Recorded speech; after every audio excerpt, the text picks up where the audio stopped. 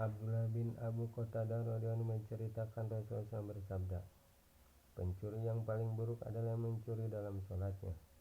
Para sahabat radhiyallahu anhu bertanya, apa yang dimaksud dengan mencuri dalam sholat? Dijawab, yaitu orang yang tidak menyempurnakan ruku dan sujud dalam sholatnya. Masih banyak lagi hadis yang maknanya hampir sama. Mencuri adalah perbuatan yang sangat memalukan, dan seorang pencuri sangat dibenci oleh semua orang, apalagi dikatakan oleh Rasulullah SAW sebagai pencuri yang paling buruk.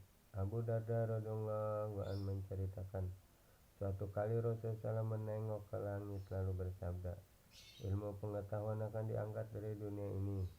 Jabir bertanya, bagaimana ilmu pengetahuan itu akan diangkat? Sedangkan Al-Quran sedang diajarkan kepada anak-anak dan akan diteruskan di masa-masa yang akan datang. Di dalam keadaan sejahtera, Rasulullah bersabda, Ziyad, saya selalu menganggap engkau sebagai orang yang pintar. Tidakkah engkau melihat orang-orang Yahudi Nasrani juga mengajarkan kitab mereka kepada anak-anak mereka? Adakah hal ini menjauhkan mereka dari kemunduran? Salah seorang murid Abu Darda berkata, setelah mendengar hadis ini dari Abu Darda radhiyallahu anhu, aku pergi menemui Abu Ubaidah radhiyallahu anhu sambil membacakan hadis ini kepadanya.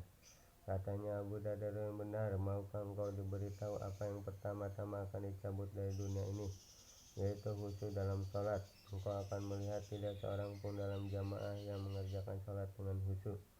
Hudzaifah radhiyallahu anhu penyimpan rahasia Rasulullah SAW mendengar khusyuk dalam sholat adalah yang pertama kali akan lenyap. Dalam sebuah hadis diriwayatkan, Allah Subhanahu wa Ta'ala tidak memperdulikan sholat yang ruku dan sujudnya tidak dilakukan dengan sempurna. Sebuah hadis lain berbunyi, seorang telah mengerjakan sholat selama 60 tahun, tetapi tidak satupun sholat yang diterima oleh Allah Subhanahu wa Ta'ala, karena dia tidak memperhatikan ruku dan sujud di dalam sholat. Mujaddid Al-Lifsani Syekh Ahmad Sarhindi rahmatullahi, semoga Allah Subhanahu wa Ta'ala memberikan nur ke atas pusaranya, dalam kitabnya menulis tentang ketertiban melakukan sholat. Beliau menerangkan hal ini hampir setengah hari di kitabnya.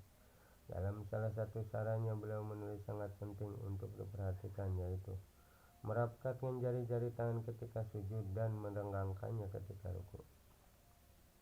Katanya lagi, pusatkan perhatian ke tempat sujud ketika berdiri, ke kaki ketika ruku, ke hidung ketika sujud, dan tangan kita ketika duduk dalam tahiyat. Akan mendatangkan khusyuk dalam sholat. Hanya dengan memperhatikan aturan-aturan itu saja sudah dapat menambah nilai sholat kita.